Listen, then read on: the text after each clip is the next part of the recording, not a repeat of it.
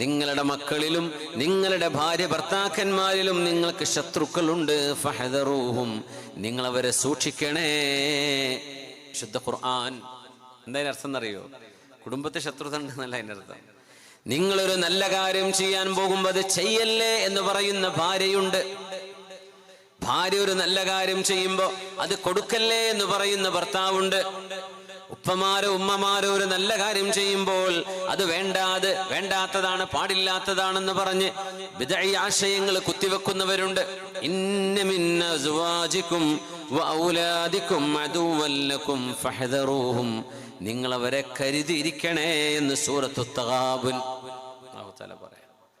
വാപ്പമാര് മരിച്ചു കഴിയുമ്പോ ആ മാതാപിതാക്കൾക്ക് വേണ്ടി ദുആ ചെയ്യാൻ പോലും, അവിടെ വിശുദ്ധ ഖുർആൻ പാരായണം ചെയ്യാൻ പോലും പാടില്ലെന്ന് പറയാം. ഇത്രയും ജഹലുള്ള ആളുകൾ കേരളത്തിലുള്ള വലിയ അത്ഭുതമാട്ടോ. വെറുതെ വർത്താനം പറഞ്ഞിരുന്നാലും കുഴപ്പമില്ല, അവിടെ മയ്യത്ത് വെച്ചിരുന്നിട്ട് ഖുർആൻ ഓതുമ്പോഴേക്കും അത് ഭയങ്കര പ്രശ്നമാണ്. പിന്നെ ഇങ്ങനെയും ജഹാലത്ത് നമ്മൾ കടന്നുകൂടിയത് അറിവില്ലായ്മയാട്ടോ, അറിവില്ലായ്മയാണത്. നിങ്ങളുടെ മക്കളിലും നിങ്ങളുടെ ബന്ധുക്കളിലും നിങ്ങളുടെ ഭാര്യ ഭർത്താക്കന്മാരിലും നന്മകളെ തടഞ്ഞു വെക്കുന്നവർ നിങ്ങളുടെ കൂട്ടത്തിൽ തന്നെയുണ്ട്. ഫഹദറൂഹും, അതുകൊണ്ട് നിങ്ങൾ അവരെ ശ്രദ്ധിക്കണം.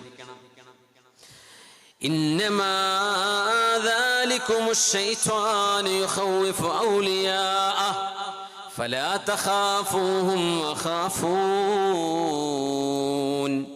നിങ്ങളോട് പലതും പറഞ്ഞ് നിങ്ങളെ പേടിപ്പിക്കുന്ന പിശാചും നിങ്ങളുടെ ചുറ്റുവട്ടങ്ങളിലുണ്ട്. വെറുതെ പേടിപ്പിക്കുക. എന്തായിരിക്കും ഇന്ത്യന്റെ ഭാവി, എന്തായിരിക്കും ആ വരുന്ന പോലെ ഉണ്ടാവും, എല്ലാം എന്താവും, എന്ത് സംഭവിക്കും, അല്ലാഹുവിന്റെ ഖലാ സംഭവിക്കും.